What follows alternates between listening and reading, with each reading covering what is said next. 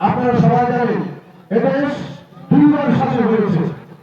1971 পাকিস্তানদেরকে পিটিয়ে এদেশ থেকে আমরা ছাড়া করেছিলাম। আবার 2024 5ই আগস্ট এদেশে হায়ানার একটি দল, যে দলটির নাম হলো বাংলাদেশ আওয়ামী লীগ।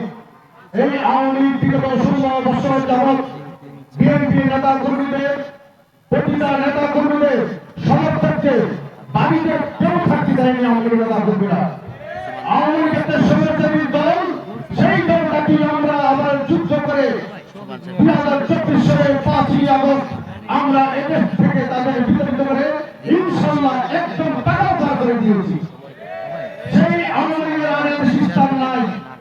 যারা এখনো দেশে আওয়ামী লীগের লোক রয়েছেন, যারা এখন গাছটি মেরে বসে রয়েছেন, যারা বিএনপি নেতা কর্মীদের সাথে বন্ধুত্ব বজায় রেখে আবার নতুন করে নিজেদের পাল্লা বাড়ি করবেন, আজকে চাই এখনো সময় আছে 12 ঘন্টা।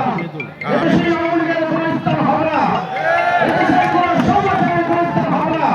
এদেশের জাগ্রত জনতা, এদেশের 20 কোটি মানুষ সবসময় নিজের রক্ত দিয়ে নিজের দেশকে স্বাধীন করার জন্য সবসময় তৎপর ছিল এবং আগামীতে থাকবে।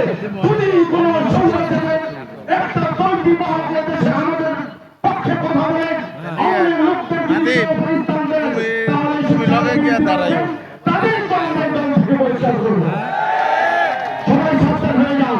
আমি যারা 24-এ যারা নতুন করে যুদ্ধে আহত হয়েছেন এবং যারা নিহত হয়েছেন, শহীদ হয়েছেন এবং 1971 যারা শহীদ হয়েছেন এবং যারা দেশকে স্বাধীন করেছেন, সবাইকে আমি বিনম্র চিত্তে মাথার অবনত করে আমি সবাইকে ধন্যবাদ জানিয়ে আমি আমার বক্তব্য শেষ করলাম। খুদা হাফেজ।